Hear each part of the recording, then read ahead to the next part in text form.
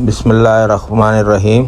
اس دعا کا ترجمہ یہ ہے: اے ہمارے رب، اگر ہم بھول جائیں یا ہم سے غلطی ہو جائے تو اس پر ہمارا مواخذہ نہ فرمانا۔ یہ دعا سورہ بقرہ کی آخری آیات میں شامل ہے، جس کی بہت عظیم فضیلت احادیث میں بیان کی گئی ہے۔ یہ دعا بندے کی عاجزی، اپنی کمزوری کے اعتراف اور اللہ تعالیٰ سے معافی کی درخواست کا بہترین نمونہ ہے۔ صحیح مسلم میں روایت ہے، جب نبی کریم صلی اللہ علیہ وآلہ وسلم نے سورہ بقرہ کی آخری آیات پڑھی جن میں یہ دعا بھی شامل ہے، تو اللہ تعالیٰ نے ہر دعا کے جواب میں فرمایا، میں نے قبول کیا۔ اس سے اس کی عظمت کا اندازہ ہوتا ہے۔ اس کا مطلب ہے کہ اگر کوئی مومن بھول جائے یا غیر ارادی غلطی کر بیٹھے تو اللہ تعالیٰ اس پر گرفت نہیں فرماتے جب وہ اخلاص کے ساتھ اللہ کی طرف رجوع کرتا ہے۔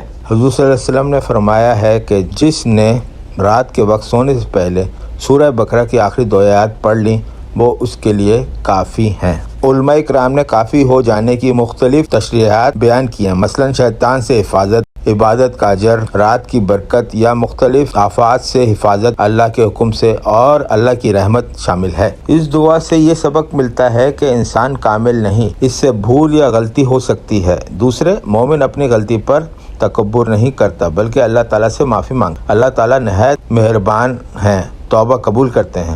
ہمیں اپنی کوتاہیوں پر اللہ سے رجوع کرنا چاہیے۔ اہم وضاحت: اس دعا کا مطلب ہرگز نہیں کہ انسان جان بوجھ کر گناہ کرے اور پھر یہ دعا پڑھ کر معافی کی امید رکھے۔ قرآن و سنت کی روشنی میں یہ دعا بھول، غیر ارادی غلطی اور کمزوری کے بارے میں ہے، جبکہ جان بوجھ کر غلطی کرنا، گناہ کرنا کا واحد حل یہ ہے کہ بندہ سچی توبہ کرے، ندامت کرے اور گناہ چھوڑ دے۔ اس دعا کا خلاصہ یہ ہے کہ ہمیں چاہیے کہ سونے سے پہلے رات کو یہ دعا پڑھ لیا کریں، اور اگر کبھی کوئی گناہ ہو جائے غلطی سے، غیر ارادی طور پہ، تو اللہ سے فوری توبہ کر کے دعا پڑھنی چاہیے۔